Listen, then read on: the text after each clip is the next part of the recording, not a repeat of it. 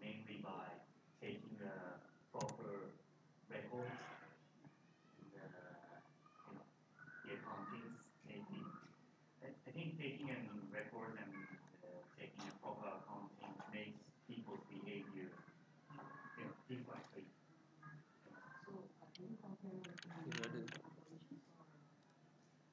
I haven't. That's one of my. Udah, coba cek suara. Cikuan. Jangan handset, Jan.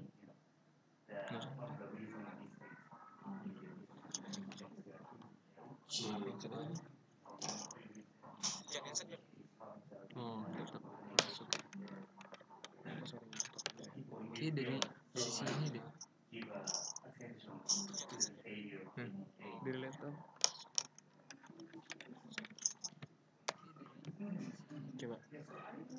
Coba lo ngomong di sini nih. Cek. Lo pakai mic. Ada nggak suara lo kalau lo ngomong dari sini? Coba pakai mic. Cik.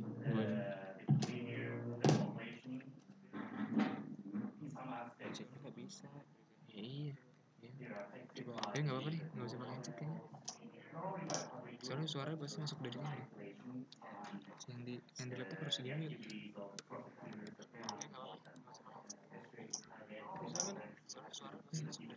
Desktop ini apa ya?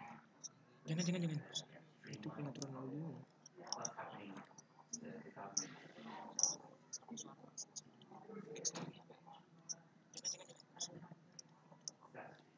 Cek. Cek.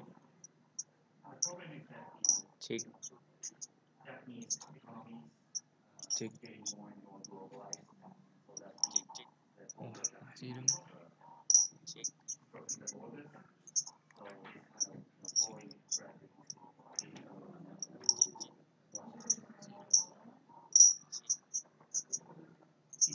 Very, very difficult situation. Say that they will be unlisted, which means that they will go back. Not yet, because it has a very important technique skill in the field of nuclear power generation, so that the government may not, but they will support. Stop ya, gue stop ya. Gue stop ya. Hah? Gue stop nggak? Kurang suara. Cek. Cek. Cek. Cek. Cek. Cek. Terus nggak? Lihat di YouTube ya dong.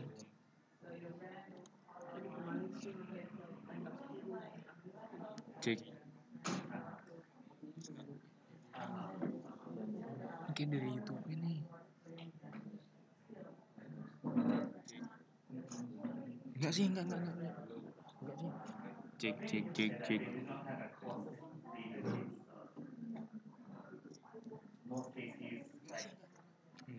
Kalau ngomong enggak kedengeran aja. Coba. Enggak bisa. Cek 1 2 3.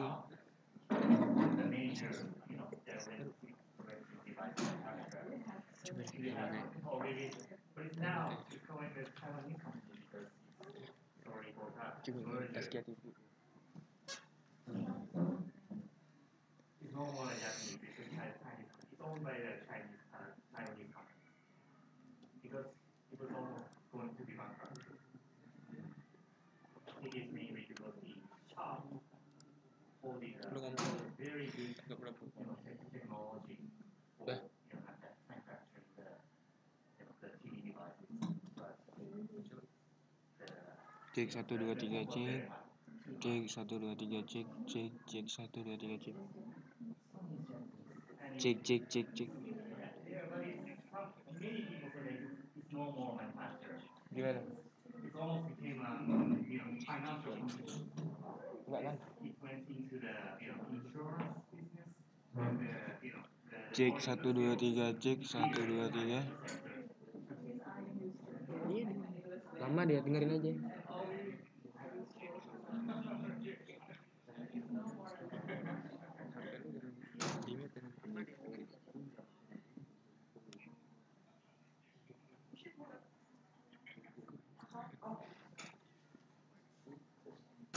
Ada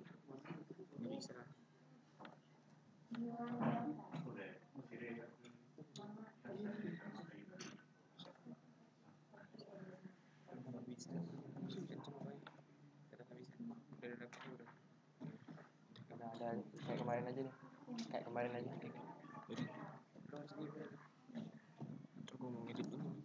Cik. Cik.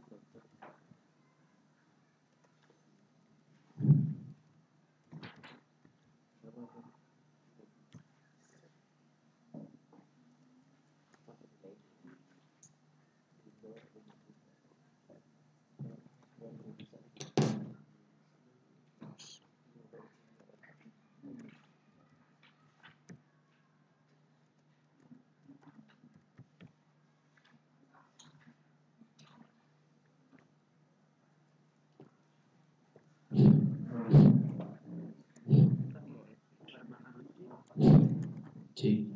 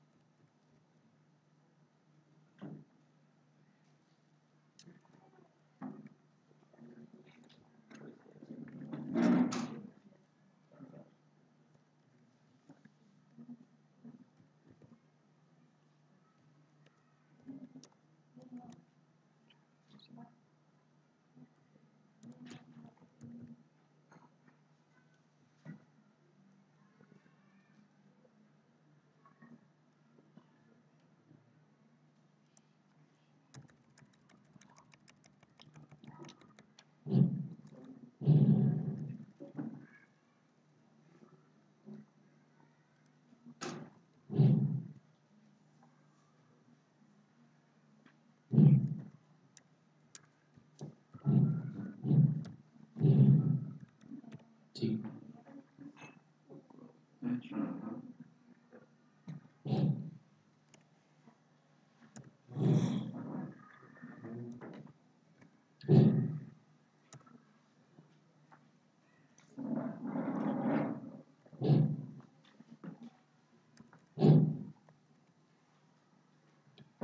Cik. Cik.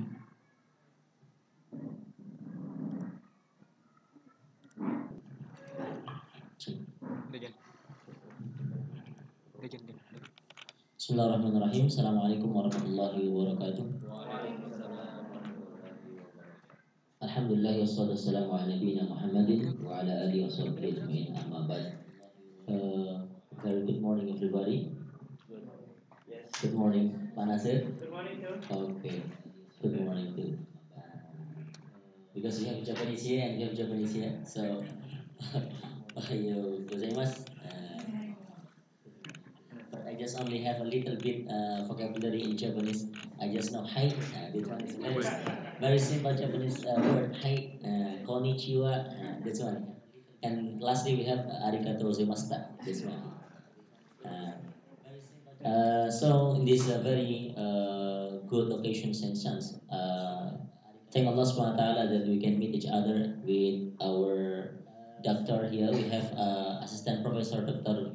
Sinya Fujino from Reitaku University, and currently also he is doing his research also about anti-bribery as the global risk that he is really concerned about this one. But actually, when we see his background also, he was in accounting, and currently he is teaching in Islam in business ethic and management in Reitaku University.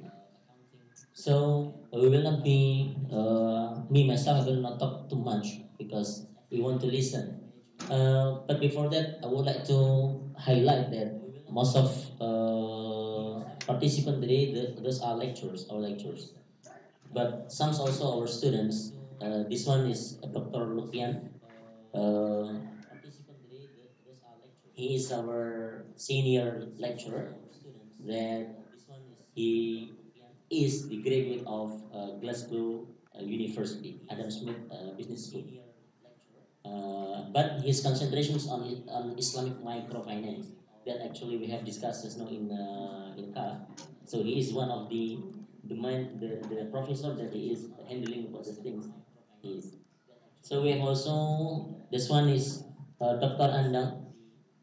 Dr. Andang, please. He is also one of our what do you say lecturer and also vice rector. What do you say? What do you call this one? Vice rector. Vice rector in academic affairs. So we have also our lecturer here, Dr. Rusdi. This one is our rector. Our rector, okay. Dr. Moniati Mukhlisin. And this one is Pak Rusdi. He is in Islamic business law. Yeah, Dr. Rusdi. And this guy that actually you want to discuss with him, this one is Dr. Grandis. That he is expert in accountancy. That he will have some discussions with you according in terms of accountants, of course, accountancy. He's expert in bribery and corruption. Yeah, one of that. Okay. And also we have our professor also here, Professor Firdaus. He is one of our expert in operation management, and also he has published one of his book is we call Maslahah Performa. So it is like new theory that he invented. We call it Maslahah Performa, in Islamic measurements of operations management. So currently also we have our new lecturer, but even he is new, but he is a very brilliant. He is our new lecturer, still young, very young. Irham, his name is Irham. Yeah, he just graduated from Aberdeen University. This is Scotland, Aberdeen University. So we have also one of the very famous here and a very handsome here. That is one is Dr. Nazir. That's one, Dr. Nazir. Actually, he wanted to join with us, going to Reitaku, but at the time, unfortunately, he has another business and others, so he cannot join us. He is in economics, Islamic economics, and we have also one of our staff here, but he is currently also doing his master in Malaysia. Bintang in Terengganu, that tribe, yeah. Terengganu is Malaysia. Yeah, in Malaysia. So actually, most of us we learn overseas, and we want to gain on our goal here 2025 as the Global Islamic Economics University. So as we have discussed also in the card that actually this is a secondary schools that we want to have collaborations between Indonesia, so Malaysia, Thailand, Vietnam, so also in Japan also. This is around Asia. So as I have mentioned just now in the card is we want to be one of the leading university in Islamic economics and terms in regional Asia. So 20 and 25 will be the global. So of course we want to have much more in collaborations around the globe, as we want to be recognized as the Islamic economics, one of the pioneer in university in Islamic economics. Okay, we will not be so long here. We want to give the time and floor for our very humble and very nice person here, that Dr. Fujino, Senior Fujino, to present and to give us a lecture here, and we want to have a discussion. Okay, thank you very much. Time is yours.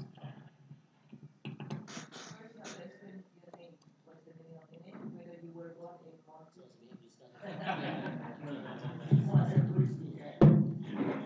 Thank you very much for the kind introduction. My name is Shinya. おはようございます。Well, thank you very much for this very warm acceptance, welcoming. I was so moved that even though I contacted Dr. Giselle, very sudden, but he accepted me how to say, gently, kindly, and gave such a very uh, honorable, very great opportunity to give my presentation to everybody. And thank you very much for all of you to attend, to be here, to listening to my presentation. My research concern, broadly speaking, is the business ethics. I was firstly get interested in this field when I was studying accounting in my master's degree in Kyoto University. Actually, I was born in very south part of Japan, which is far from Mount Fuji, but I'm happy everybody knows that the name of the mountain. But I don't know exactly how my family name is derived from, but it came from some very how to say famous Edo or former era of the family. Maybe it could be related with something about Mount Fuji though. And I was born in very south part of Japan, and then I moved to Kyoto to do my bachelor and master, and I finished master degree in accounting field. But at that time, I faced a lot of very important accounting flaws, especially the like Enron and some very famous venture company named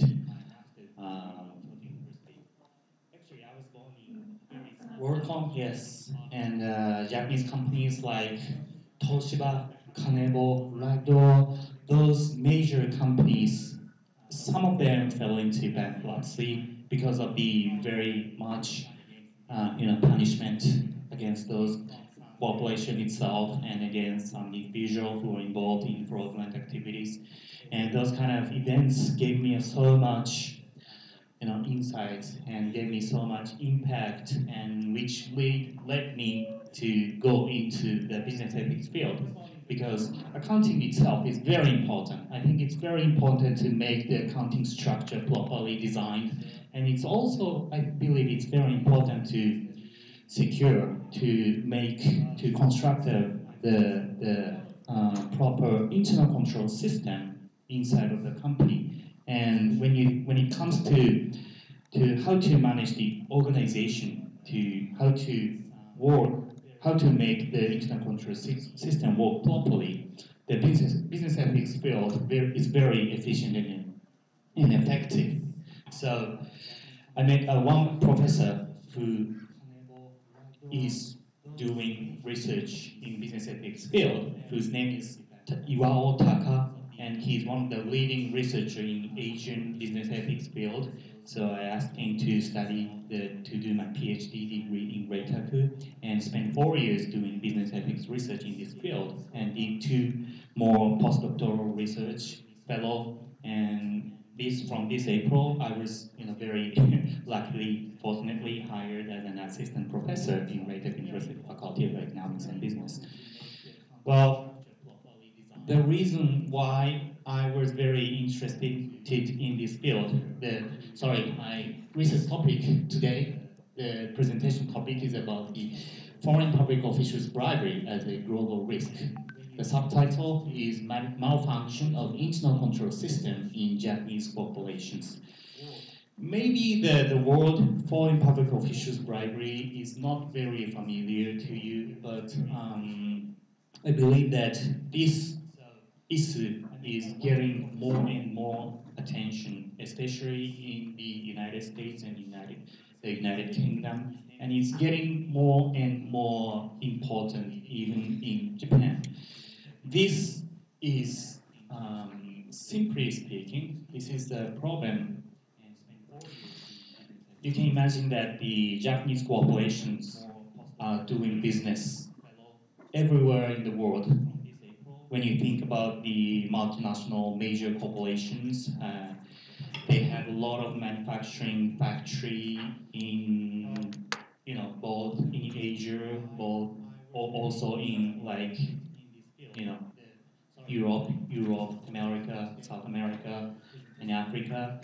And when they go to those countries, they face their relationship with public officials, especially those like construction industries. They have to get contract with the foreign government, and at that time, sometimes they face a risk to get involved in fraudulent activities, especially giving briberies, so-called corruption issues. And if you look at the legislation system, is also getting globalized, especially under the impact of OECD. They are trying to construct an international legislation system which make the law system in each country work, interconnectively. They work at the same time. Like if you think about the cooperations among the prosecutors, they share the information of those fraudulent activities, which is happening in foreign countries. One of the reasons I visited Indonesia this time is to get those informations regarding how the prosecutors are gathering informations to to get rid of those gaps, and which makes the internal control system work properly. Okay, let me go on to the contents of my presentation. I think, as I already mentioned, there are two major factors that raise compliance risk for Japanese corporations. One dimension is that global regimes regarding any kinds of ethical issues are being constructed with unprecedented pace to regulate several spheres of business activities. Especially my concern is the foreign corruption issues, but there are so many issues which lies globally in the global society. Like if you think about the cartel, it's globalized, and money laundering, and those kind of issues has to be discussed in the global size dimension. So including those kind of many kinds of issues, especially the U.S. laws are applied extraterritorially, and they impose huge sanctions on corporations. There is a controversy that what the U.S. government intends, because it is easy to imagine that the one country, one government behaves, acts something for their own benefits. But this is a fact that the U.S. government trying to make their legislation have more impact on the global society. There is a very important system to make it work globally. Let me explain this later. Okay, at the same time, Japanese corporations are expanding their business abroad. In the last 10 years, most Japanese companies were trying to extend their business in the Chinese market, because the Chinese market was expanding very rapid pace in the last 20 years. And I hear that there are more than 15,000 companies are operating in the Chinese market. But after 2017, the Chinese economy became a little bit, they slowed down. And then after what happened to Japanese companies getting out of the Chinese economy and mostly came to Southeast Asia, especially Indonesia. In the last 10 years data, based on the questionnaire base, there is a top 10 list of famous countries for Japanese managers the managers of the Japanese corporations, and they answered from 2010 to 2016 or so, the most popular country for Japanese managers was the Chinese market. But last 2 years, Indonesia became the top, and China became the second. So I strongly believe that the Japanese corporations coming to Indonesia, more and more companies are coming to Indonesia, backed by a very big, rapid expansion of the infrastructure construction demand. I also hear that there is about, I think, more than $2 trillion of demands which lies in the Southeast Asia, the demands of the infrastructure construction, but there's only 2% of supply of the fund that is supplied from worldwide, so that there is so much demand in this area, but there is only a few supplies, so that which means that there is a big business chance lies in this region. Okay, but there is also a problem which the Japanese corporations has to face. Well, one of the problem is about my research topic, which is called foreign public officials bribery. The reason I came, as I already mentioned, one of the reasons I visited Indonesia this time was to see some commissioners of some the managers of KPK, the Corruption Eradication Committee. In Indonesia, unfortunately, I have to say that somehow, in some areas of the public government is corrupted, I hear. So, because I met some judges, and I also met some the Indonesian attorneys this time, and they told me sometimes they are forced to pay some money, how do you say, the underground money, even under table money, yes, even to the judges to gain the win of the cases. But that is often the case. If you go to other countries, in foreign countries, it's not very unusual. And which means that the Japanese corporations are very often involved in this type of problems. And also the Japanese prosecutor actually ignored those kind of bad behaviors, because it's quite difficult, even to the prosecutors, to find those information, what's happening on site in overseas market. But what's happening in Indonesia is the activity of KPK.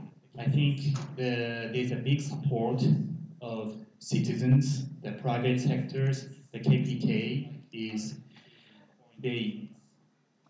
making a very important actions to fight against corruption. And in my field, a lot of researchers, a lot of practitioners, the professionals are paying a very careful attention what the KPK is going to do next. And this time, I think it was the first case for Japanese researchers to make a direct contact with KPK. We had a very small discussion for 2 hours, and we gained a lot of information what they intend to do to fight against corruption. And in that sense, Indonesia is changing rapidly. And I already heard a lot of stories about what's happening in Indonesia, but once I came to Jakarta, my image totally changed. It's a very, it's just a comfortable place to stay.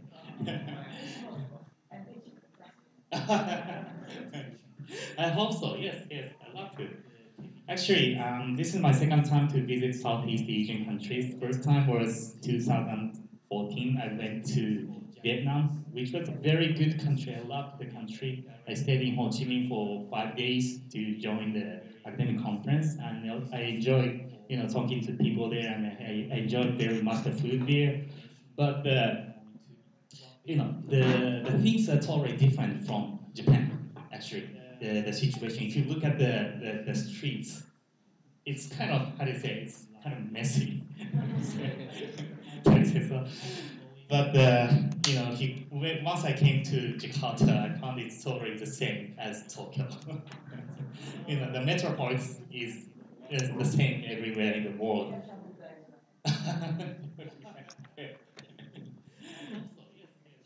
Shift.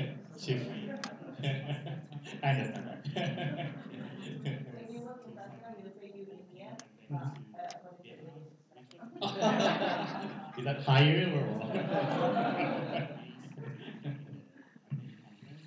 Yes, but this kind of experience gave me the feeling that Indonesia is rapidly changing, and the KPK strongly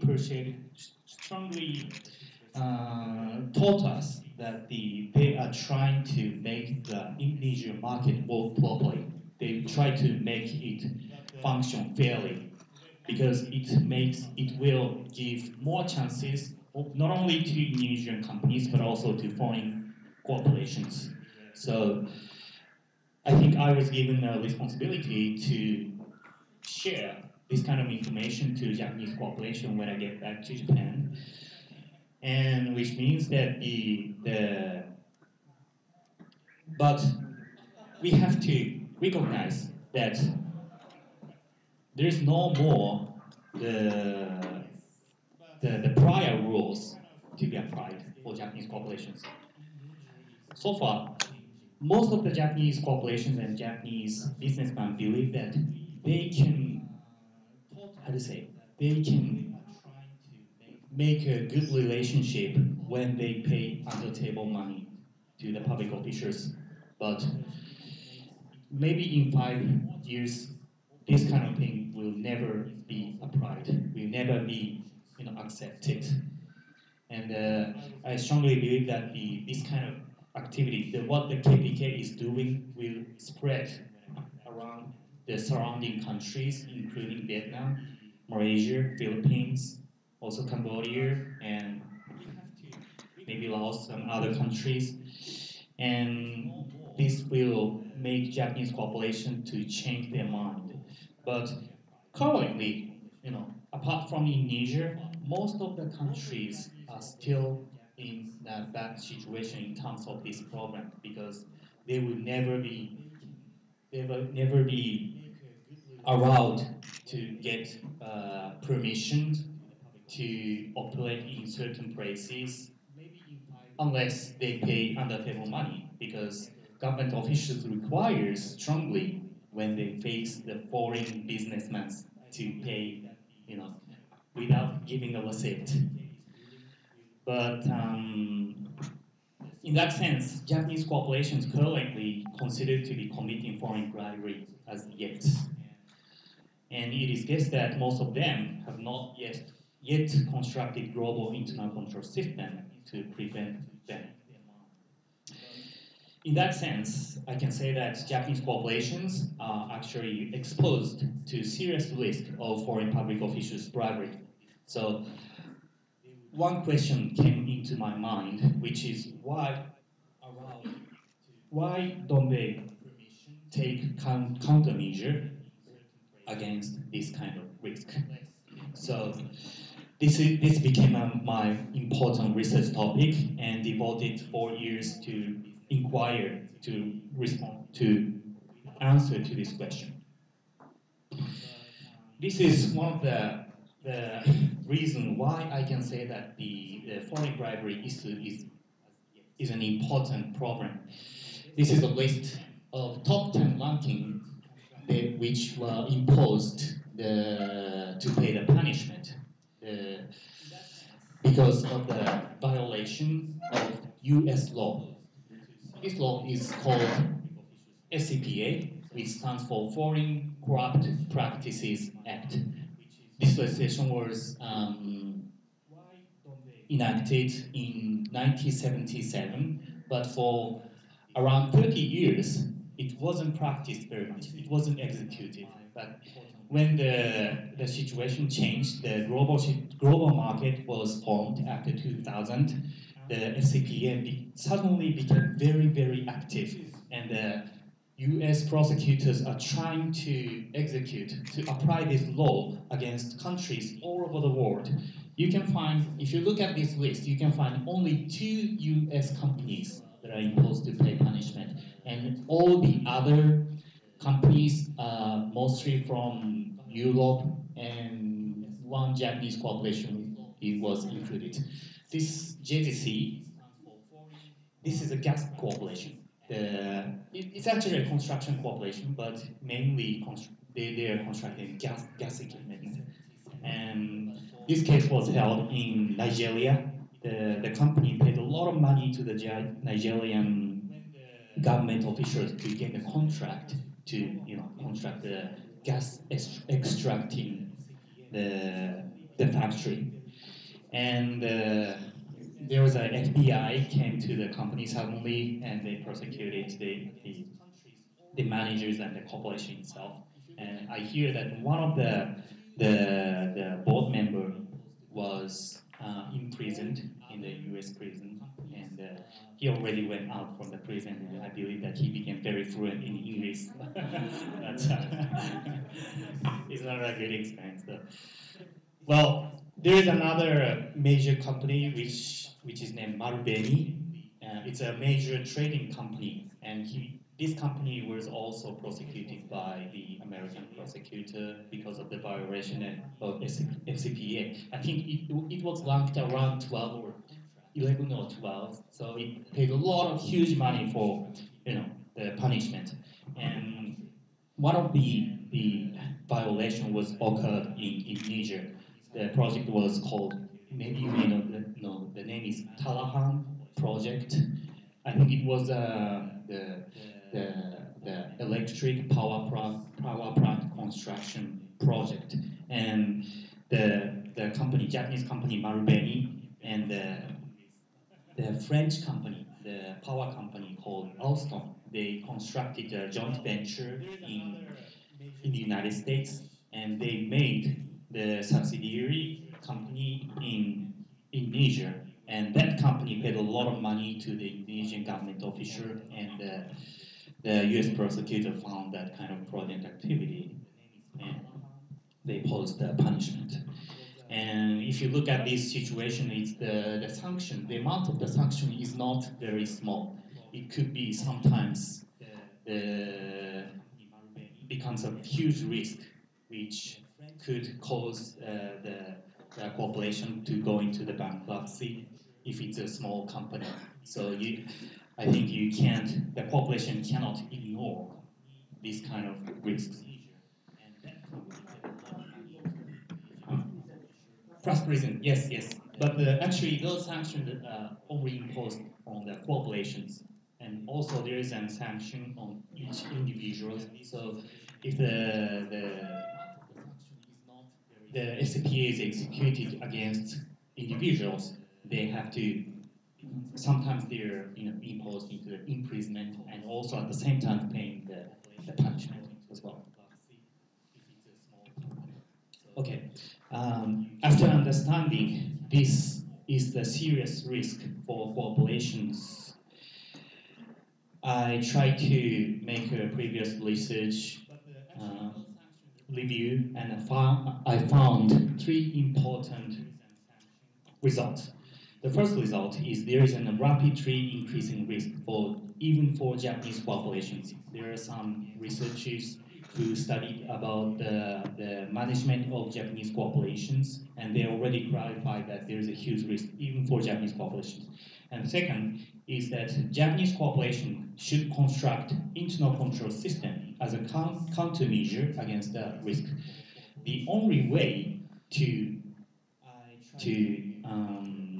reduce the risk to get prosecuted by the authority is to construct a proper internal control system inside of the company, because they consider that making a compliance system inside of a company is some kind of how do you say, the prosecutors can reduce the amount of the punishment, so that this is one of the most important way to reduce the risk to face against the public officials bribery. The third result is so-called risk-based approach is the essential element for continuous improvement of internal control system in terms of its effectiveness. The risk-based approach is one of the key vocabulary in the compliance system to reduce the risk. The risk-based approach is something that to put your research to put your resource into the essential point of in which the risk is higher compared to other sphere of businesses. Like if the company has factories in several countries, you can compare the size of the risk and the quality of each risk in each country. And if you find the risk of the one country is higher than the other countries, you can devote bigger resources into that countries, so that they can reduce the risk efficiently and effectively. Okay, but these are the three main findings in the previous research, but what's missing here is viewpoint of manager's role. So I thought that the further considerations are required from the perspective of management process over this program. And I also thought that the PDCA cycle is one of the most popular and generally accepted concept to explain the management process. So I tried to apply this notion into the internal control system in this field. Okay. Regarding the problem of foreign public official bribery, I think the regulatory environment is very important, and I have to accept the fact that the regulatory environment is also rapidly changing. This is because if you look at the activities, what's happening in Indonesia, thanks to the activity of KPK and thanks to the understanding of public citizens about the importance of the anti-corruption, the situation surrounding the cooperation even in Indonesia is rapidly changing. And this kind of thing is happening all over the world. And we have to understand the management environment is changing. I can say that the managers need to perceive the risk derived from the environmental change, and when at the process of PDCA plan, managers make a decision to adopt risk-based approach, because planning of the internal control system is start from the understanding the size and the quality of the risk. So that the first thing is to measure the size and the character and the quality of the risk. It starts, which means that this kind of internal control system starts from planning. Okay, then they gain and utilize information from both internal and external sources to prepare and practice in-house rules as the process of the second process do. What's the problem that managers hold in their management processes regarding foreign bribery?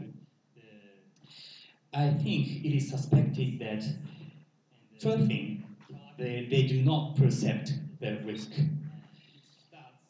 Actually, the Japanese corporations already operating all over the world, but most of the managers, most of the top management, they do not understand there is a risk, because most of the managers, including both who are doing business in Japan and who are doing business in foreign countries, they only concerned about the volume of the sales.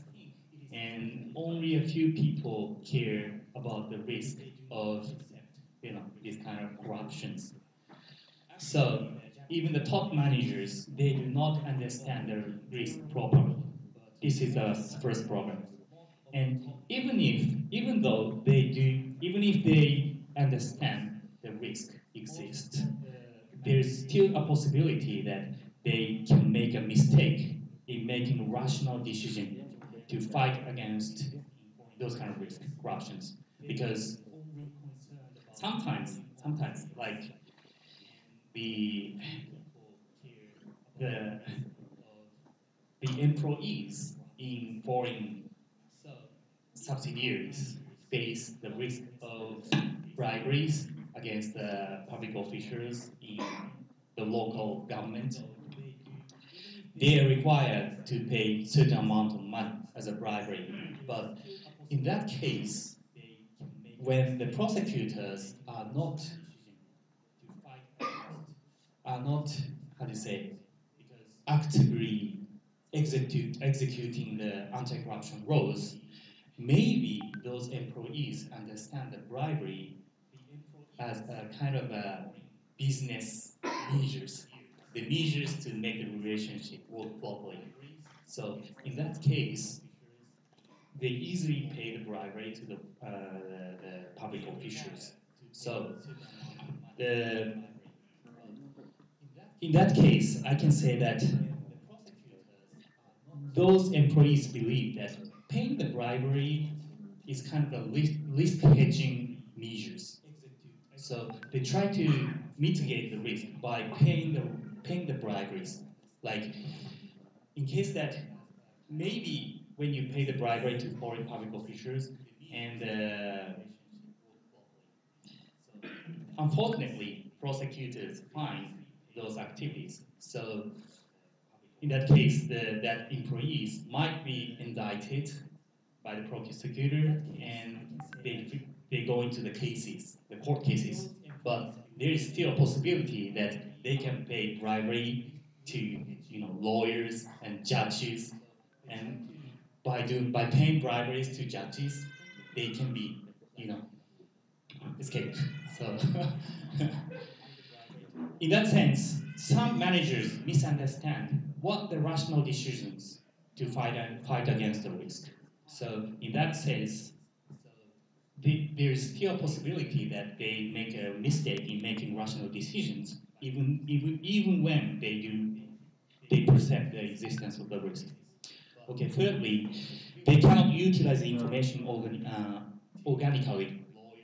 Okay, even if they make a rational decision to fight against corruption, they understand the size and the character of the risk, so that they understand that it's not a good decision making to pay a bribery to foreign public officials, and they understand what the rational decision is like. They understand that it's important to construct a proper internal control system to prevent briberies, which is done by the employees. Even in that situation, there is still a possibility that managers do not understand what the internal control system is like, especially to fight against foreign public officials' bribery. Because the Japanese corporations currently, they are operating all over the world, but this kind of globalization of Japanese corporation happened last 20 years. If you compare Japanese corporation to maybe European companies and American companies, we do not have so much experience in doing business in foreign countries.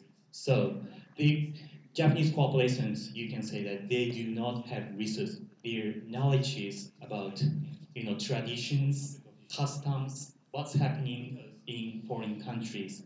And if they do not properly understand the situation, the cultures and traditions in foreign countries, they cannot construct the proper internal control system to prevent briberies. Because it's not just like if you tell the employees in foreign countries not just to pay briberies, if you just order them, do not pay bribery, to employees, it doesn't work globally because it is a situation that they cannot escape from, the relationship between companies and public officials. So maybe you can say that they are forced to pay briberies, and maybe those public officials cannot live without briberies, getting briberies. So it's more important to understand what's happening on site. Okay, I believe that these are direct causes for malfunction of internal control system, but I think they are still tentative conclusion. So broader analysis from environmental perspective is required to strengthen these conclusions. So I went into further analysis about the management environment from the three perspectives. First perspective is corporate sector, because managers usually basically are affected by the action of their business actions of area, organizational culture, and organizational structure of corporations. So if you think about the reasons why the Japanese top management can take proper actions, you have to look at the organizational cultures and organizational structures, especially the inside of the companies, but at the same time the relationship between companies.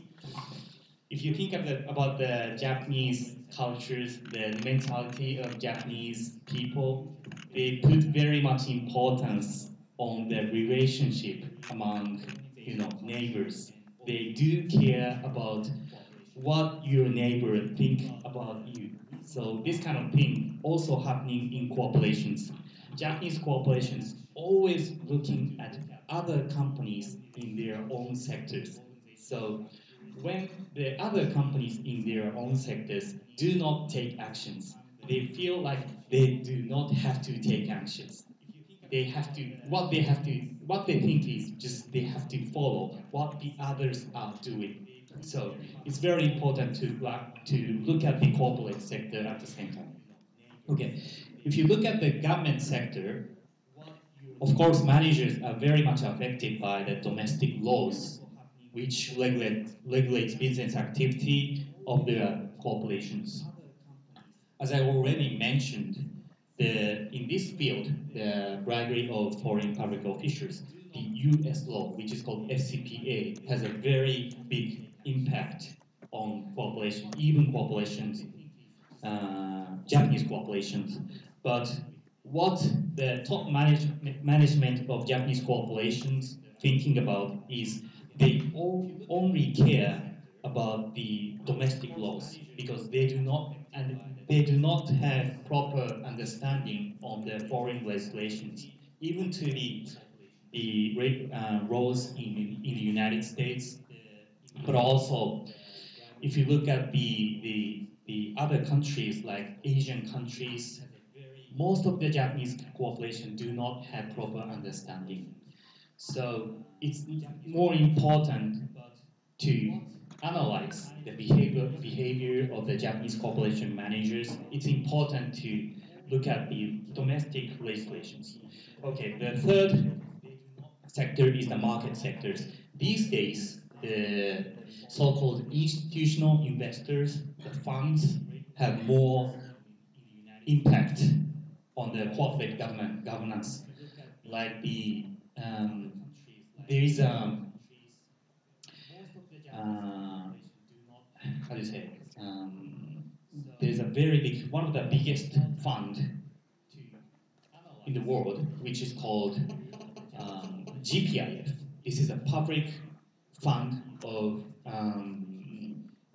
insurance, and it is called the biggest fund in the world, and it has very much influence on the corporate governance of Japanese corporations because this used to be a sovereign wealth fund, but it was privatized, and GPIF gathers a lot of money from all the Japanese citizens for like insurance and the pensions and the health insurance, and they invest those money into the Japanese corporations. So all the Japanese corporation looking at what the GPIF tells the company to do.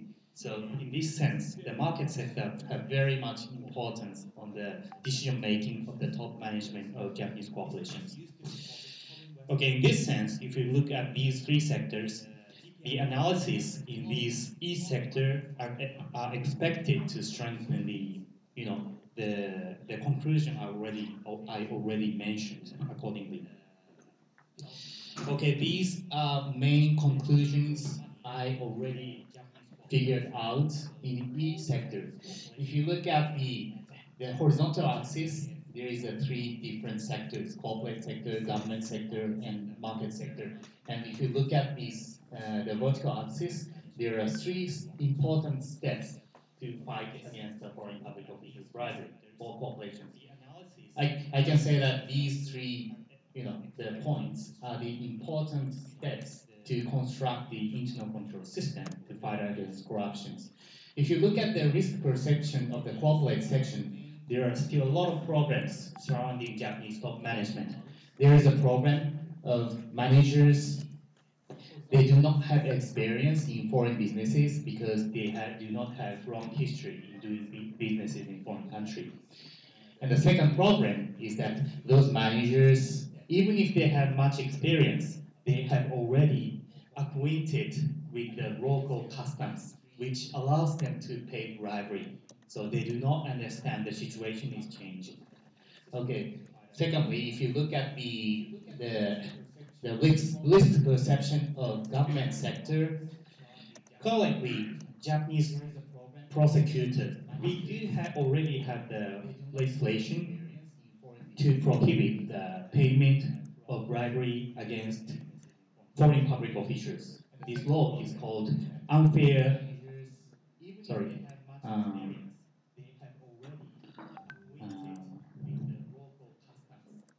unfair competition prevention law, in short UCPA, which prohibits the payment of bribery against foreign public officials by Japanese corporations and Japanese citizens. This law was, amended for several times and strengthened to affect the Japanese corporations, but the prosecutors are very negative in Japan and they do not execute this law. There are only 4 cases that was applied to Japanese corporations. These are the 4 cases. Oh, there are.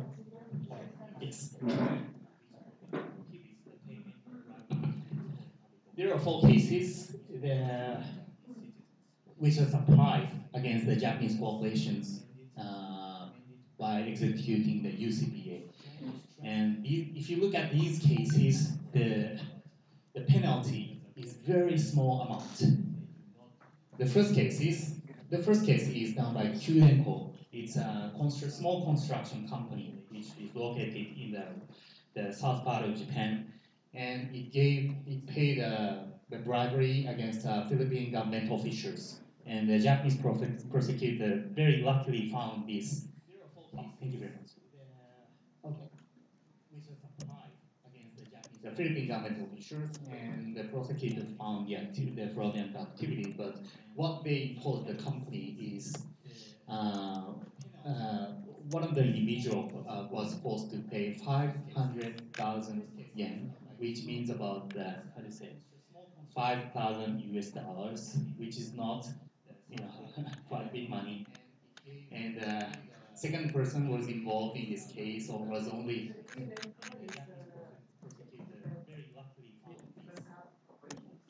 Kyudenko is a Japanese corporation. No. Oh, sorry. I was missed to state that this is a Japanese corporation, bribery by Japanese corporation. I wanted to say that the foreign bribery, which was prosecuted by the Japanese authority. Yes. And I wanted to show you that how the Japanese prosecutors are negative. They're not so active in executing this Japanese law. And these four companies are all Japanese companies, and there are only four cases which the UCPA was executed practice. And in all the cases, there are only very small penalties against individuals. There's only two people who were told imprisonment, but all the cases were suspended, so there are actually no imprisonment. And the suspended, yes, means how do you say? It's a it's not actually cancelled, but how do you say? There are a certain period of time they are surrendered, and they are allowed to stay out of the prison, but they are how do you say monitored. It was 300 years ago.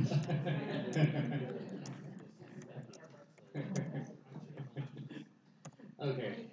I think you can understand that we do have the laws to prosecute to prevent the foreign public officials bribery, but it's not activated actually. But if you look at these cases, these are also all Japanese corporations, but these cases all are the cases of STEI, the United States law was executed against Japanese corporations. As I already mentioned, Marubeni was indicted by the violation of FCPA, the United States law, and this was happening in Niger. And also Hitachi is one of the major company, and it paid a lot of huge amount of money against the public officials of the South African Congress. And it paid $19 million. If you look at these monetary sanctions, it's a huge amount of money. If you compare with those, amount of money paid by Japanese corporation by, violation of Japanese laws. So that the SCPA, the U.S. law is very strict and strictly applied to not only to American corporation but also to the Japanese corporations. But what I want to emphasize here is that Japanese top management of Japanese corporation, they do not look at the foreign legislations. They only care about how the Japanese laws are applied. Actually, these are the very huge amount of money. Even if you compare to those amounts of money to the cases of accounting fraud. In Japan, accounting fraud is considered to be a very serious fraud, and in those cases, the top management are forced to pay a lot of money, huge amount of sanctions. But these are not small amount of money if you compare to those accounting fraud cases. But if you look at the Japanese newspapers, they write so much information about the accounting frauds, but they do not take up these cases because even the Japanese managers do not care about the violations of FCPA, and also maybe at least I guess that the newspapers, mass media do not pay attention to this problem, so that the Japanese corporation managers cannot perceive the existence of the risk or the size of the risk. If you look at the Japanese newspapers, okay. Thirdly, if you look at the market sector, the shareholders of Japanese companies have not exercised properly their right for seeking compensation concerning the foreign bribery issues. The shareholders of Japanese corporation, they hold the right to, how do you say, to raise the cases against managers. When the managers give damage against the corporations, one of the shareholders can be representative to give the case to the top management. This is called the shareholders representative case. But even though there is this kind of system, the law system in Japan, none of the shareholders execute their right against the top management, so that even the top management faces the risk of foreign public officials bribery, they do not get a proper impact or influence from the shareholders. And I think that one of the reasons why the shareholders do not execute their right against the top management is that the Japanese security market strongly have so-called cross shareholding systems. The Japanese corporation each other hold their stocks, so that the market sector, I can say that they do not work properly. Okay, if you look at the second step of internal control system construction, it's a rational decision. I already mentioned that once the top management of the corporation acknowledge the existence of the risk, they move on to the second step to properly respond to the risk. The second step is the rational decision, which means that the decision to make a proper internal control system to mitigate the risk. But if you look at these three sectors, there is no help to support the top management of the Japanese corporations. If you look at the corporate sectors, Japanese traditional corporate culture does not fit the internal control system, because Japanese corporations somehow managed only by the personal relationship between people, even inside of the companies. Of course, there is organizational structure. There is a top management, the board members, and the middle class managers, and each divisions have top, each division have managers level and the operators level. Even though these kind of organizational structures are set up, this kind of structure does not work properly. Like, if you go to the Japanese corporation, there's in most cases, there's a smoking area in the first floor of the building, and many times a lot of people, like a middle class management people, come to the smoking areas. They discuss why they're smoking, and many important decisions are made, not in the conference room, but in the smoking areas, which means that the organizational structure is formally exists, but they do not work properly, which means that even though the managers try to put the internal control system in-house, which it does not work properly. So in this sense, the corporate sector does not help top management to make the internal control system work properly. If you look at the government sectors, if managers try to construct internal control in their company, it will not bear in mind the notion of foreign bribery, because the Japanese law, the unfair competition prevention law, which is the anti-corruption law, the Japanese law against foreign public official bribery, does not clearly state the necessity of risk-based approach. Actually, this Japanese law is a copy of the FCPA, the American US law. But actually, I already made an interview with the member of ministries who were involved in the enactment of this law.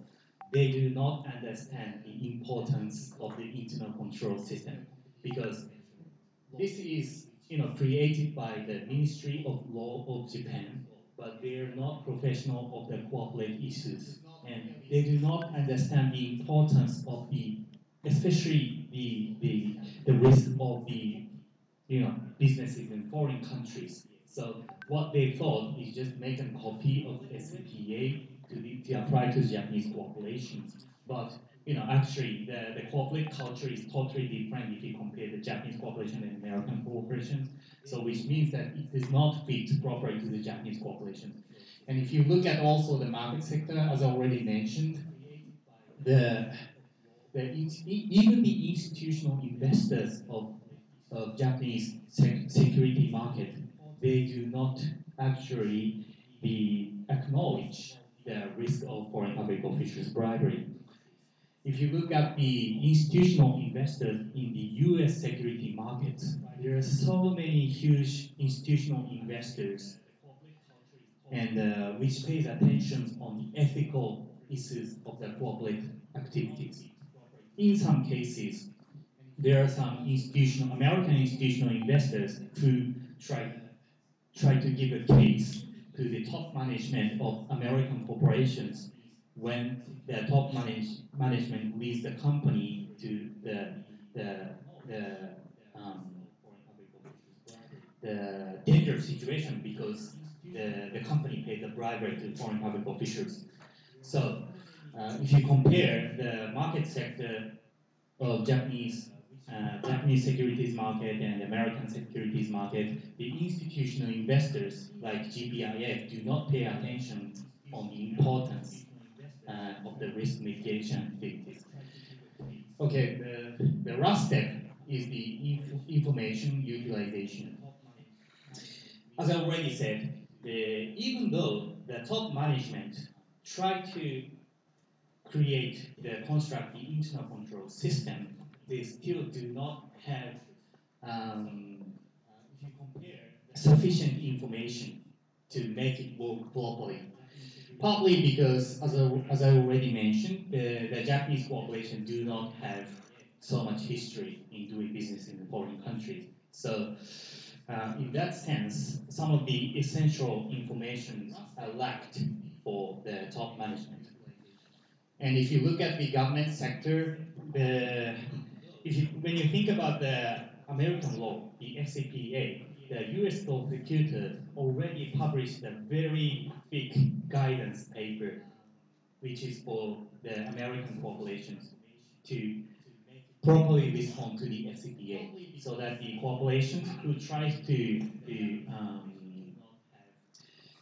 construct the internal control system to fight against the corruption, what they have to do is just read that big guidance and try to follow what they were told to do business in foreign countries.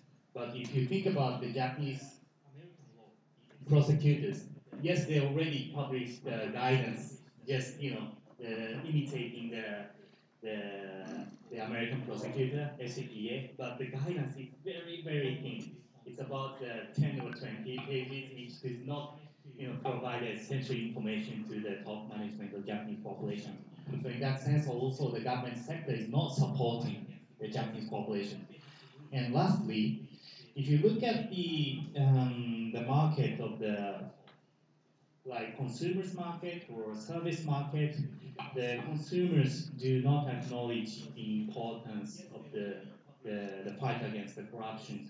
So the Japanese citizens do not understand the importance of the internal control system to prevent bribery. And also, if you look at those people who are supporting from the outside of the company, like lawyers, accountants, consultants, they do not acknowledge even the existence of the risk. So they do not hold sufficient information to support the top management.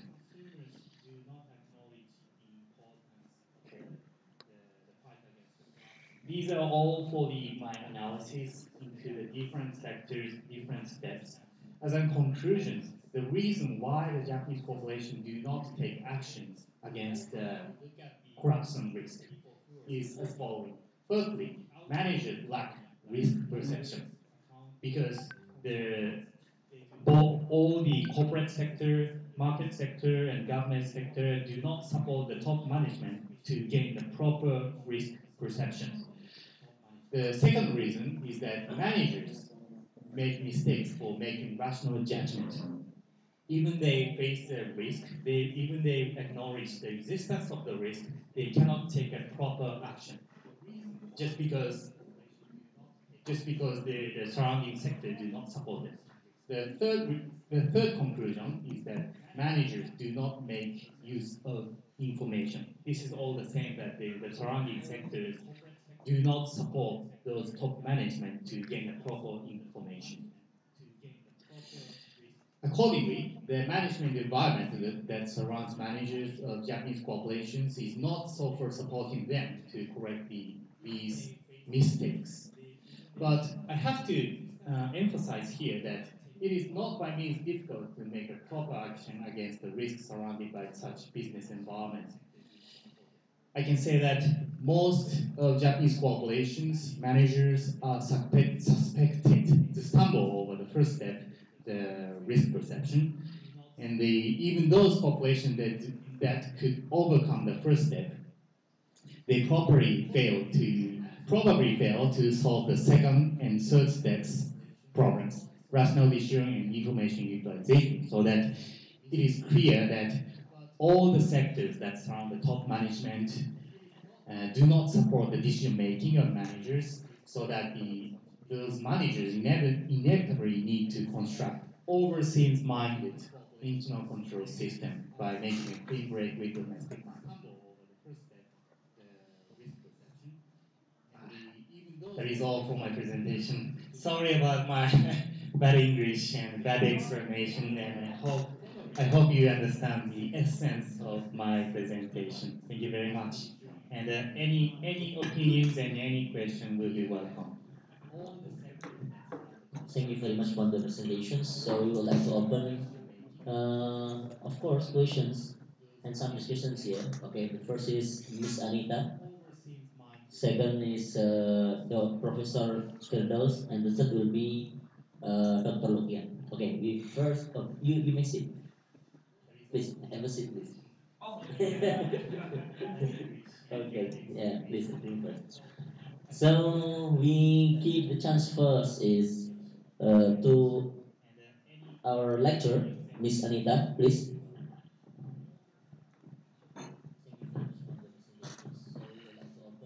Okay, thank you, Doctor. It's very interesting, and it's some of the part are quite new for me, especially when it's related to the international law.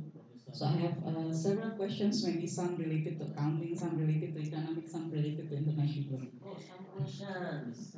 I have some questions. Questions. Okay, so the first question will be, you say foreign officials bribery. So does it mean that in Japan there is no such thing as official bribery because you focus on foreign official bribery? That's the first thing. And then related to that, you mentioned about Japanese and US legislations. I think I will relate this to the risks that you mentioned. Why Japanese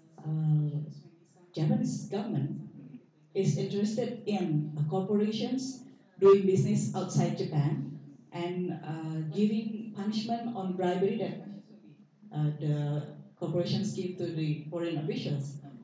I mean, is it the impact to the, how to say, fair competitions? But I think fair competition should be in the local country, like, for example, in Indonesia.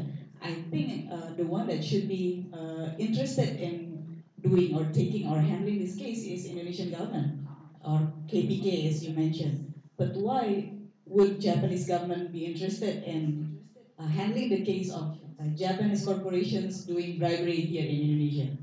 Because you also show some cases as well. And then next, I think I'm not really clear about the risk that you mentioned. Is it the risk to be imprisoned, the risk to be punished, or is it the risk related to the competitions itself, to the business competitions? Because yeah, as we know, if there's bribery, then the competitions will not be fair, something like that. So actually, which risk are you discussing here? And then, since you are focusing on the foreign officials' bribery, so is it this issue very significant happening to Japanese corporations outside Japan? Since you are focusing on this, I mean, is it because there's no such thing as bribery in Japan, but it happens outside Japan? So you focus on this topics, or I think that's all my so many questions. Thank you very much.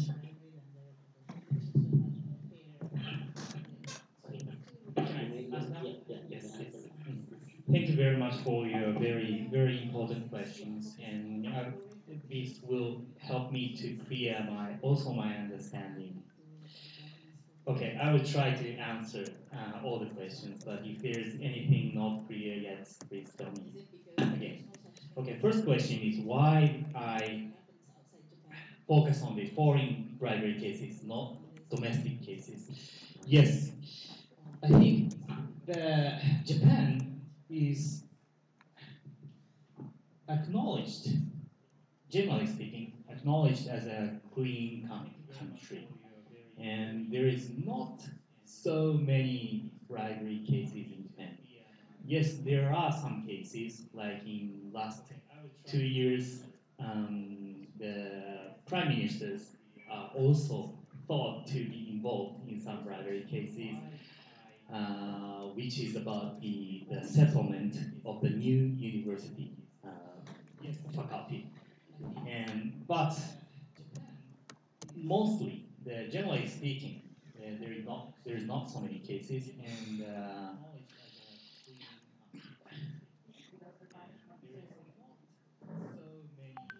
well, yes, there are some cases. Actually, I do not thought I haven't thought about these problems so far so much. So my answer to this question might not be very correct, but at least in my understanding is that the public officials in Japan is kind of how do you say it's a very highly ranked position in the society, and it's very difficult to become a public official, especially in the government officials, because they have to pass a lot of so difficult examinations, and most of the people working the government is graduates of that one top university, which is Tokyo University, and it's like a very strict hierarchy, and it's really disciplined. Yes, and also the salary is very high compared to the foreign companies, I believe, countries, I believe. Even compared to the companies, the private companies' employees, the salary is higher, and also that their life is very much secured. And these two reasons are main reasons why the Japanese public officials are not involved usually in the bribery cases. And why I am interested in the not domestic cases but foreign cases is just because uh, the bribery cases in domestic Japan is just stable. There is not controversy, the discussions, but if you look at the bribery against the foreign public officials by Japanese corporations, the situation is rapidly changing, and the biggest problem is that if you compare the Japanese corporation and foreign corporations, I strongly believe that the Japanese corporations are so much falling behind. I believe that the American corporations and many European corporations, especially German and UK corporations, have already created a strong internal control system to prevent foreign bribery cases. But if you look at the Japanese corporations, it hasn't taken any actions. Even the employees working in the law department or compliance department, sometimes they do not know the existence of the FCPA or UCPA, the Japanese laws. So I believe that this is a very difficult, dangerous situations. That's the reason why I already said the Japanese companies bear so much risk in this problem. That is the first question to answer. And the second question is why the Japanese government give a punishment on the overseas cases. There is also a very big controversy. Yes, this is a problem that all the legislation in like United States FCPA, there's a UK law which is called UKBA, UK Bribery Act, which prohibit the foreign public officers bribery in the sixth article. And in those in the process of the enactment of those laws, there's a controversy that those governments, the US government or UK government, have a right to interfere the governance of the local countries, the different countries. Because if you punish the companies who is acting in Niger, in case that the United States prosecutors come to the Niger and arrest those employees, it could be the interference of the action of local prosecutors.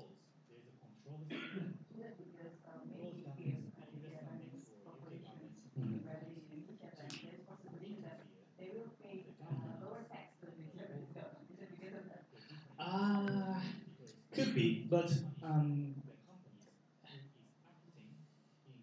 if you read the articles of the FCPA or UCPA, Japanese or American laws, there's a reason why these kind of laws are settled.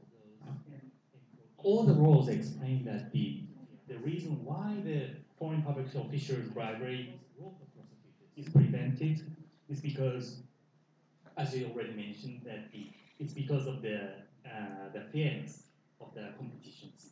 So they believe that preventing the bribery against the foreign public officials, it contributes to secure the fairness of the competition in the worldwide market, because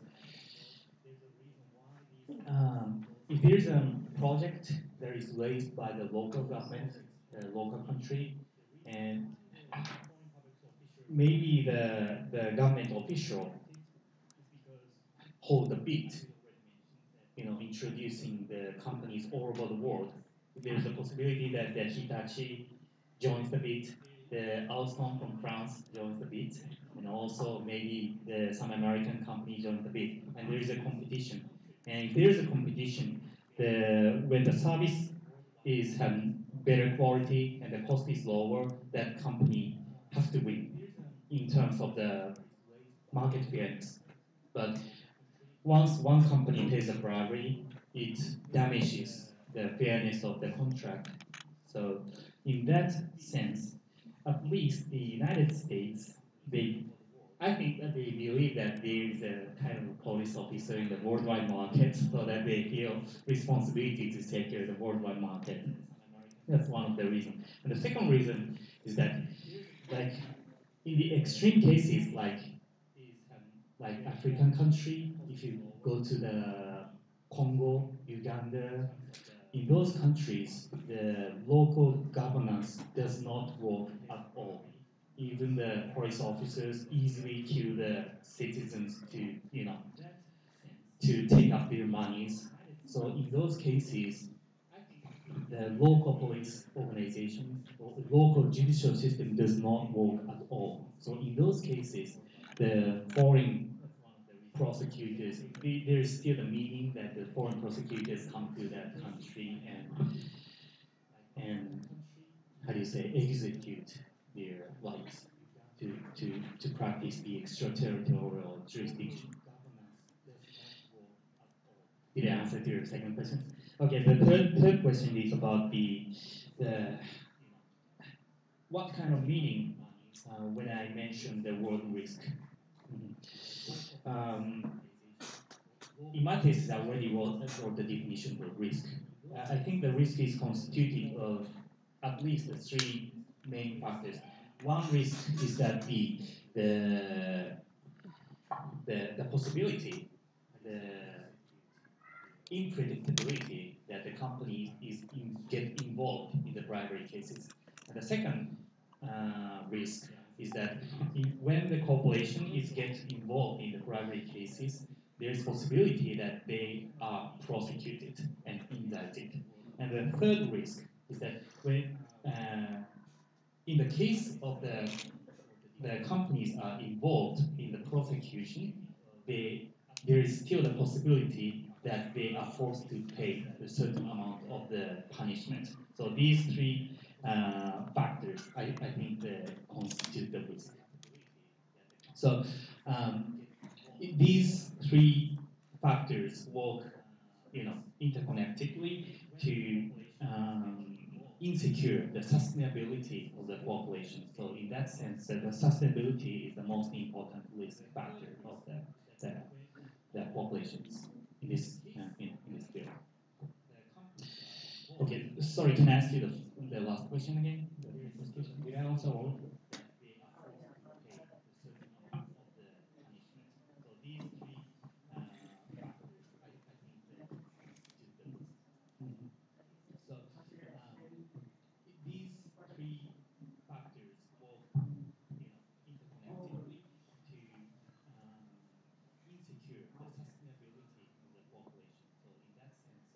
Corporate finance, yes. I think I, a little bit mentioned about the activities, the behaviors of the institutional investors in the United States. I think that the institutional investors having more and more impact on the corporate governance and the decision making of the top management of the corporations, because they usually execute it right in the shareholders meeting, and once the top management behave improperly, there's a possibility that they are fired because they do not gain the support from the shareholders. And some of the American investors, especially so-called SRI, social responsibility investment funds, they pay so much attention on this program because it has a very much impact on the worldwide economy. But in that sense, especially the top management in the American populations, they care about the prevention of foreign bribery in terms of the corporate finance because they want to get support from the investors. But if you look at the Japanese corporations, there is as I mentioned, there is the institutional investor called GPIF, which is priorly governmental fund, but now privatized, and it is said to be the biggest fund, institutional fund in the world.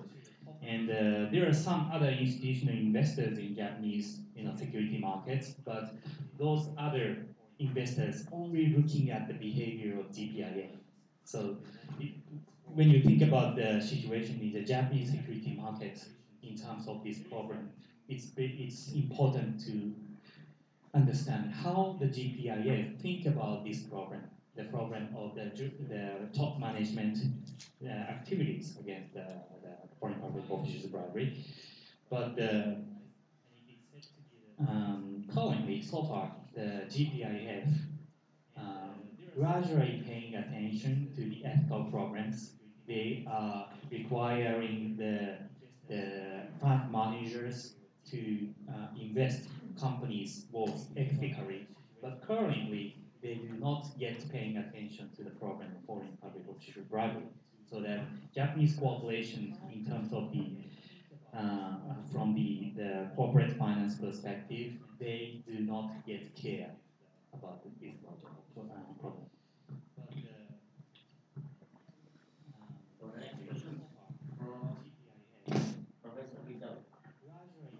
Okay. Interesting presentation, I think. My question is identical with Ms. Anita's question. Is there competition that cause bribery? I have ever worked for Japanese company for 10 years. I think 10 years is enough for me to know about your managers. I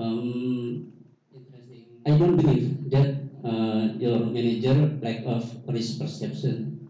Yeah. I don't believe that your manager mistake for making rational judgment, because I think Japanese company is very rational people. Yeah. And I don't believe that your manager, yeah, do not make use information because maybe management system, information system, you are the best. Yeah.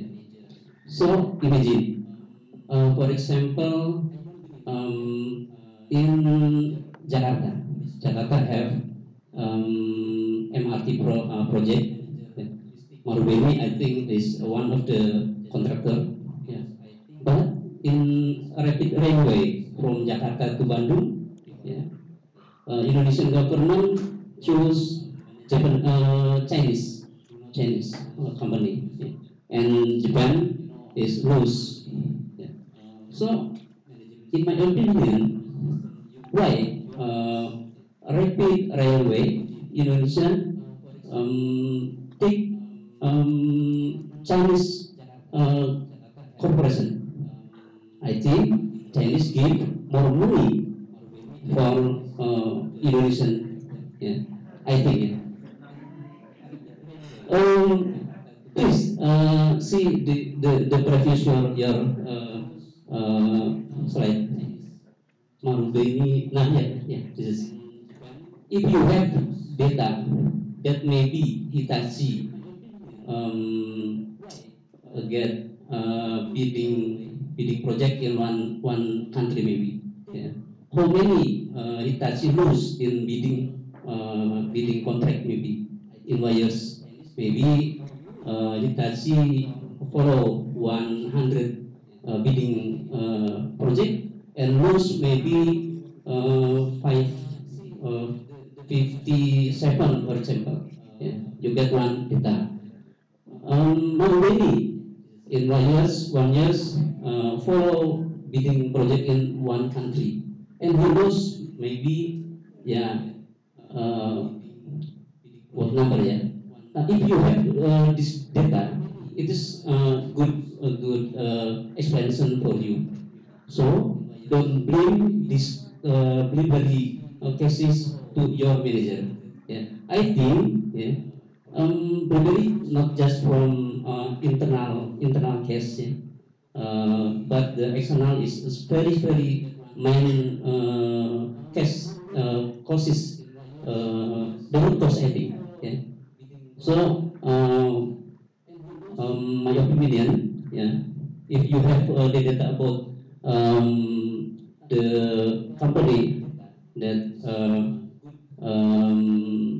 take the bidding project, is good, I think. Okay, it is all. Thank you very much. Thank you very much for me. Let me respond briefly to your opinion. Can I? Okay.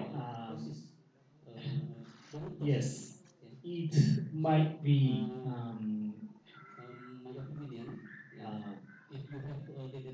it's not easy to prove that my three conclusions are correct. Like I already mentioned that the managers do not perceive the risk and managers do not respond rationally, or managers do not have sufficient information. And if I gain data to analyze the situation regarding the bid, it might be helpful to prove that the Japanese corporations are cleaner if you compare with the Chinese corporations. But let me explain briefly from the U.S. perspective. The FCPA, the U.S. law, have two different provisions, main provisions, two pillars. One is the anti-bribery provision, and the second is the accounting provision. The accounting provisions requires the corporation to make a proper recording and proper bookkeeping when it comes to the bribery cases. But of course, the managers or employees do not want to keep records when they pay the bribery. There's no accounting accounts to keep the bribery records on your book. But what they do in those cases, they hire people, so-called third parties or consultants, agents, And if they hire agents, they give certain amount of money as a the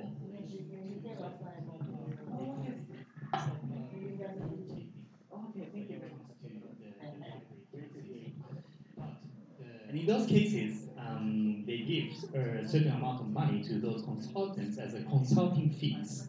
But what they actually require them to give a certain percentage of the consulting fees transferred to the public officials. But in those cases, those payments are just recorded as a consulting fees on the bookkeepings.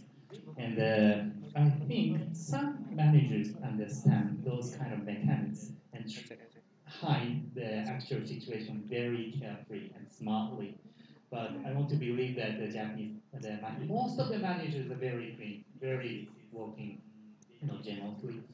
And but still, some cases, the Japanese corporations and Japanese employees are involved in this kind of activities. And thank you very much for listening.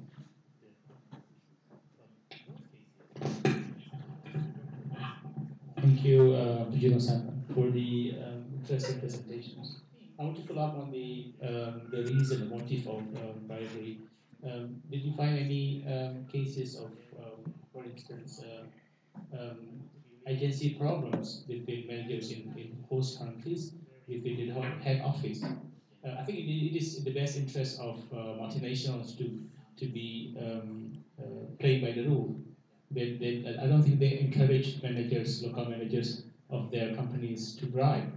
So is it the case of the managers themselves violating the company's regulation, for instance? Second question is, did you find any impact of the either FCPA or UCPA to the cases of bribery? Has it decreased, or perhaps it just remained the same? Also, do you find the case? Is there any correlation between countries that are recorded to be highly corrupt, like Indonesia, Nigeria, or they don't have any correlation, for instance? Perhaps the high cases is where the competition is high, as Pak Firdaus has mentioned, because there are a lot of Chinese companies there are a lot of other companies that bribe, then everybody do the same. Thank you.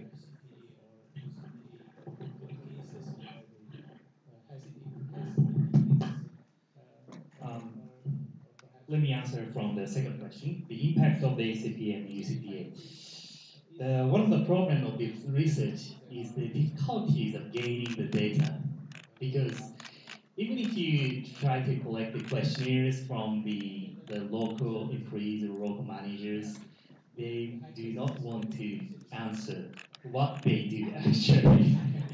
And try to, I try to take information from the many Japanese employees who has an experience in working abroad. Some of them told me what's happening on site, but some of them they do not want to talk with me because they already know that I'm the professional in the business ethics field. So, but once I have an experience that when I visited some major Japanese companies, I was invited to the office, corporate social responsibility division, and they gave me a huge report. What that company is doing, the ethical things, and they gave me a lot of information, their responsibility activities. But what I wanted to know is what's happening in the overseas offices. So I tried to approach the other employees who has an experience as the businesses in foreign countries. Then they invited me the different room, the overseas divisions, and there came some officers, the employee who just came back from India. He has a very sun-tanned skin, and he looked just like actually the trading company employees. And what he told me about is that he actually said to me like this: CSR, there's no CSR in foreign companies, especially in India. You just hit by the money, your face. That's it. This is what actually he told me. So sometimes it's very difficult to scale the impact of this kind of laws because of the data availabilities. But what I focus on is the sustainability of the companies, as I mentioned, and it's at least it's important for the companies to abide by this. Okay. Um, the question, sorry again. The location with the like highly corrupt Mhm. the incidence of bribery is Because of the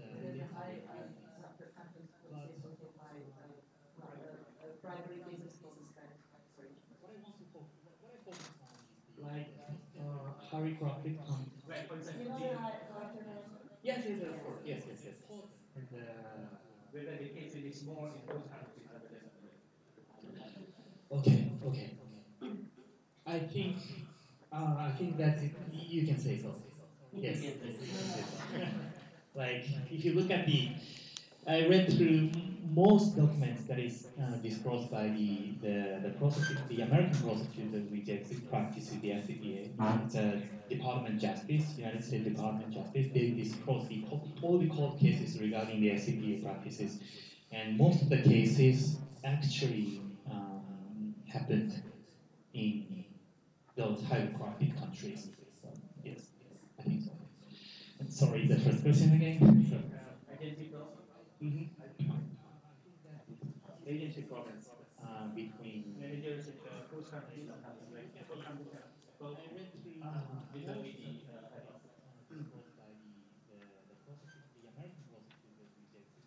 okay. Agency problem regarding the bribery cases. Could you tell me the example? well, okay. Yeah, I know what the agency problem is, but Yeah, I think I think the motive of bribery of the manager is it because they are forced by the competition or because they want to they want to achieve their target and they have violated the company's policy of bribery. okay. Or personal motive of the managers rather than the company's policy. That's all. Personal motive. Yes, yes, yes, yes. Okay, okay. Right, right. There's a still possibility that even the headquarter strongly tell those local employees or managers not to get involved in bribery cases. There's a still a possibility that the employees personally make their own decisions to give bribery, and they can gain big sales and they achieve the bonus. Yes, yes, yes. Yes, there are some cases when even when the populations, constructed the internal control system which works properly, but even those populations still possibilities and still the cases that the employees are involved. But in those cases, especially in the SCPA cases, there are some cases that the companies are totally, how to say, forgiven because they have prepared a compliance system, and what happened was only by the decisions of their personal. So that in those cases, the SCPA is applied only to the individual, and cooperation is forgiven.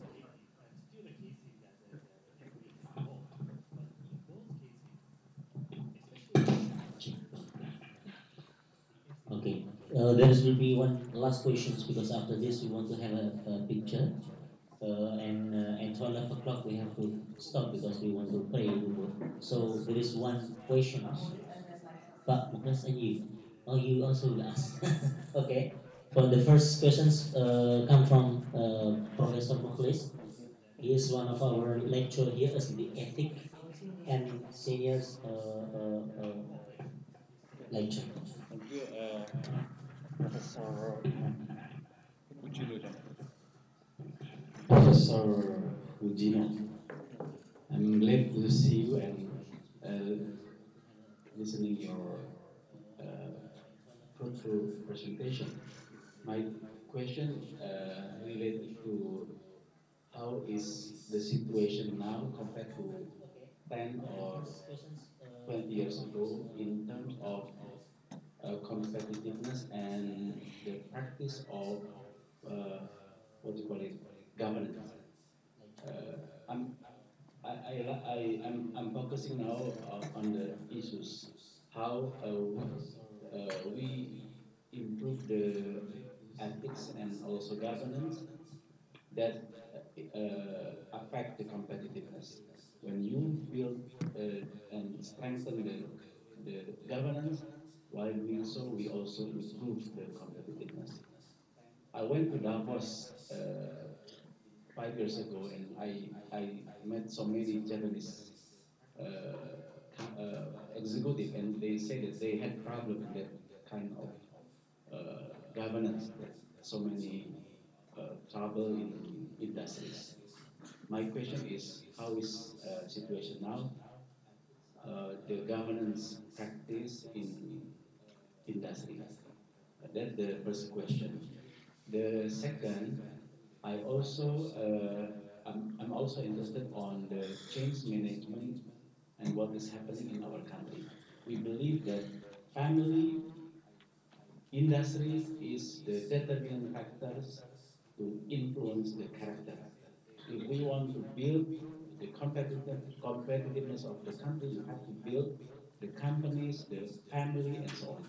So learning from Japanese and also Korea, South Korea, that they has what you call it, something like change management in 1973 by Park Chung-hee, and they learned from Japanese. They said we have to wake up before Japanese wake up. We have to learn faster and tougher than Japanese. So they divide the benchmarks to build competitiveness, and then they start to build Samsung and so on. The industry come from the motivation come from the industry, and then affect the family. While doing so, I learned how Japanese build competitiveness and how they also build the industry and also family. The competitiveness come from the family, the character building. I have my friend now become ambassador in Japan, the former CEO of one of the state-owned enterprise. He said that the industry and family is still the foundation for the character building. So, can you elaborate more and what is going on now compared to 10 and or 20 years ago in Japanese in terms of industry and family practice on character building? Thank you. Thank you very much for your question. The first question is about the situation regarding the corporate governance, whether it changed or not, or whether it increased the competitiveness of Japanese corporation or not, right? Regarding the corporate governance, the situation has totally changed in the last 20 years because the Japanese government made a drastic legislation system changed in the last 10 years, especially the company law and the security laws. Before the amendment of those laws, Japanese laws were very localized. It wasn't globalized, but in the last 20 years, they amended so many times against those laws, and now it's totally globalized. I think those laws hold the global standard level, even if you compare them to the American laws and European laws. So in those sense, the Japanese corporate governance raised their effectiveness and efficiency. But still, as I mentioned when I mentioned about the organizational structure of Japanese corporations, it's still run by the personal relationship between the employees and managers.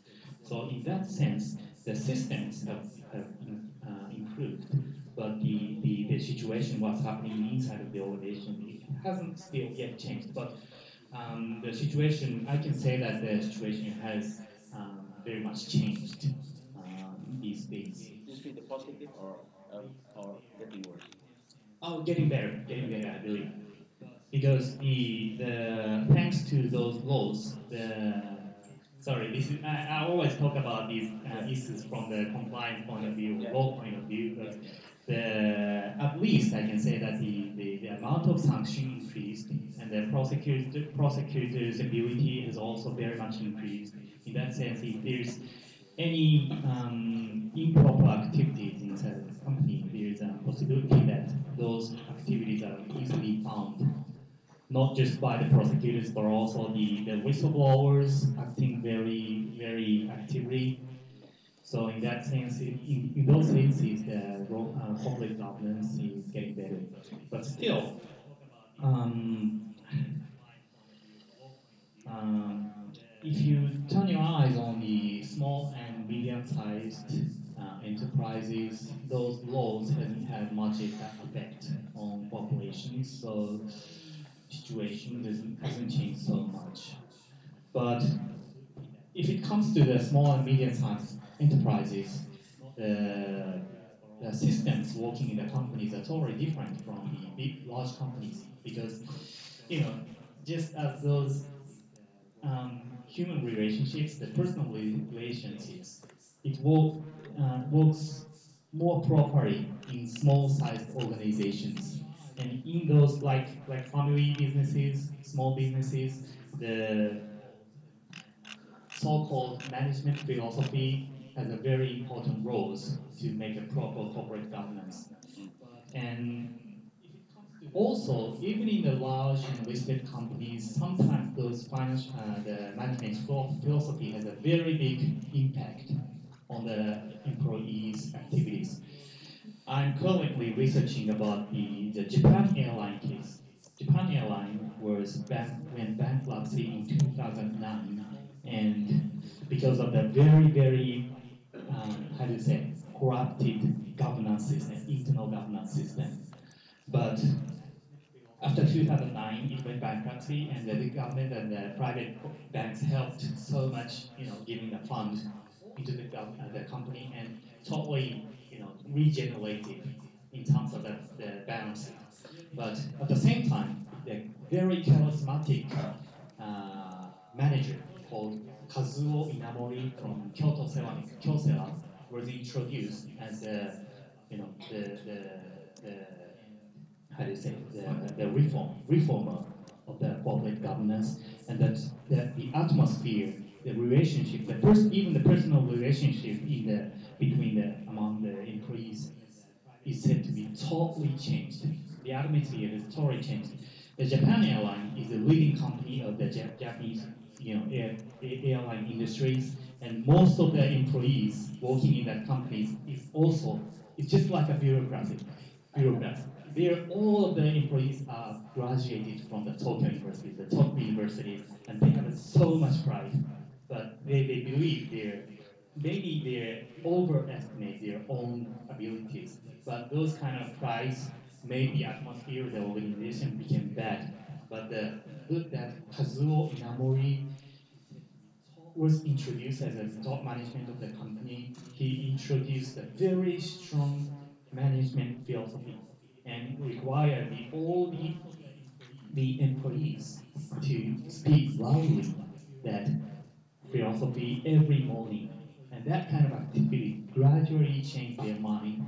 And many researchers proved that the situation has already changed. And so, in that sense, sometimes the motivation of the employees derived from how the top management thinks about it, and then what kind of message they deliver to the employees. Did I answer to your question?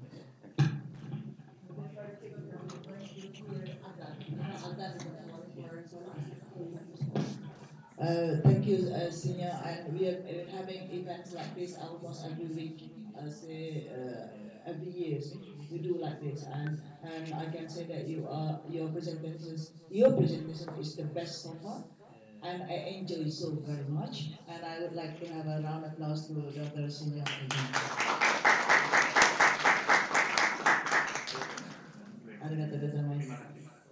kasih. Senior, I would just would like to follow up. I don't want this to be our last meeting, and I would like you to engage with our lecturers and students to actually write joint research.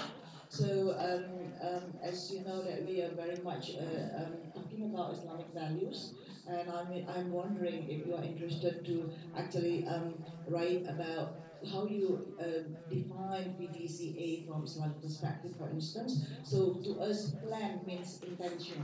So how you plan everything, it depends on your intention. So nama alibinya, right? Nama ini manawa. So everything that is depends on your intention. So when you have a good intention to run your business with a very high morale and no corruption, God actually values as one. Even you don't do anything as one. So when you say, I would like to do my business very cleanly, so it's one actually word. And then when you do action, walk the talk, not only talk, no corruption, no bribery, but you have to just walk a bit. And of course, God also says that very clearly.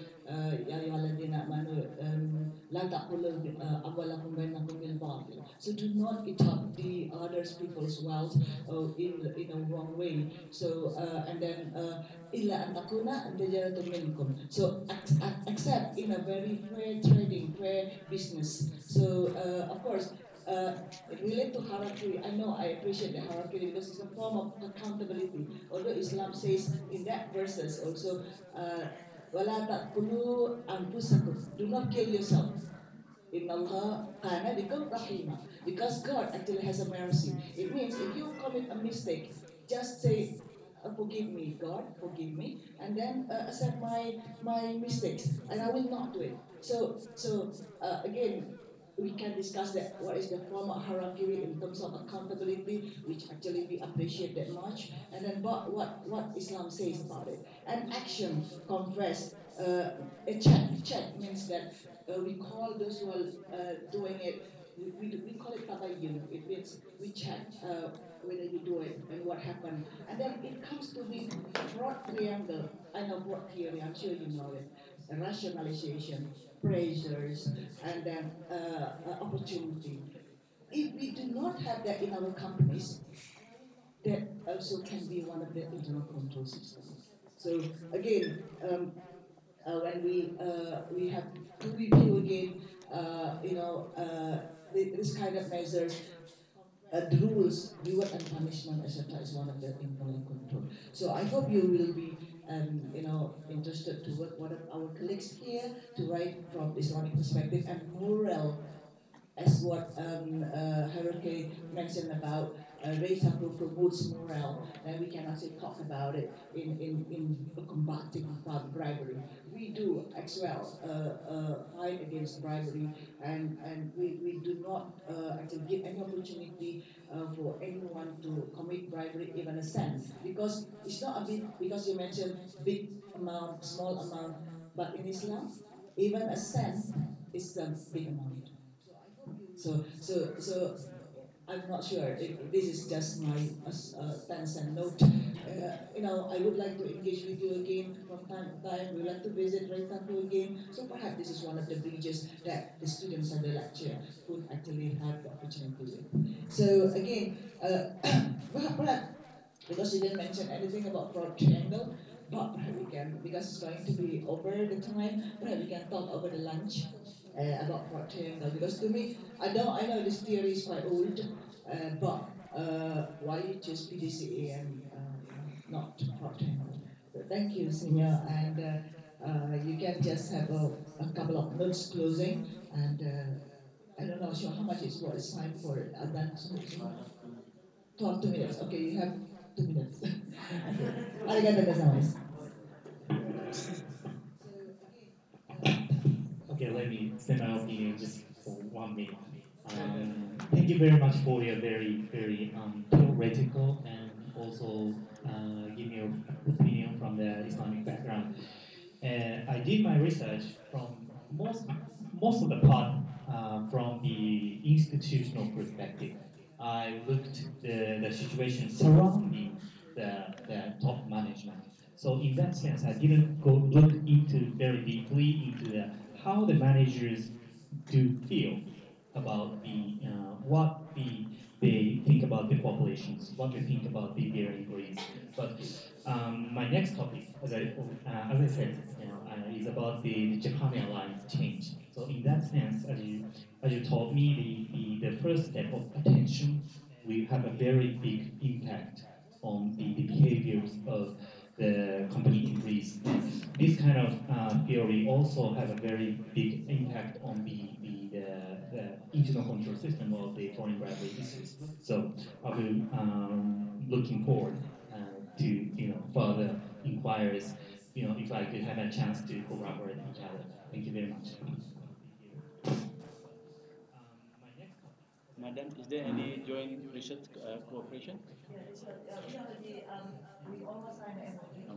So basically, we have agreed, and then I hope Pak Moses could be representing TAZKIA to work with me, and then of course some other students are welcome, and we have also Japanese students. So I don't know. So he was actually would like to join us last time, but perhaps it's not.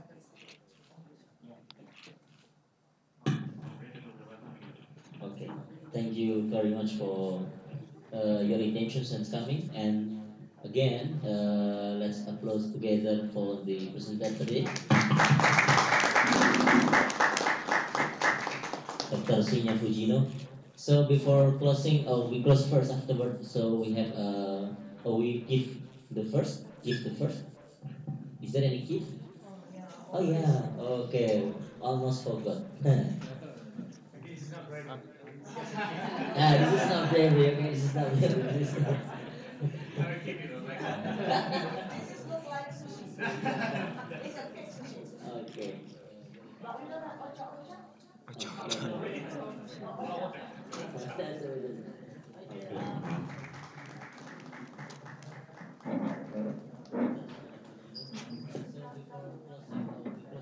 Dari dekat om. Dari dekat om. Buruan. Situ.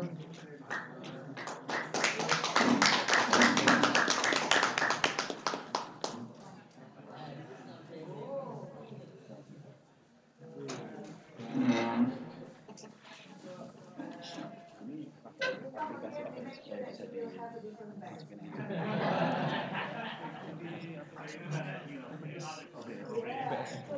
itu ada di mana? Di Play Store ada? Ada. OBS. Ya OBS. Jadi kita tinggal download aja itu, terus dimasukin ke sini. Ya di install dulu. Download install. Ini ya, saya ajarin ya. Insya Allah. Siapa antum namanya? Rahmanda. Rahmanda. Ini angkatan berapa? Angkatan 17. Mas. Baru. Rahmanda. Ya. OBS ya. Ya OBS. Kapan maunya? Ini ada kajian di Minta ini nomor bapak aja. 0811. Nanti saya Mas Andi 0811 lagi 11 ya, satunya 4 kali. Satunya ya, udah 27 89. Mukhlis Yusuf. Ahmad Mukhlis Yusuf.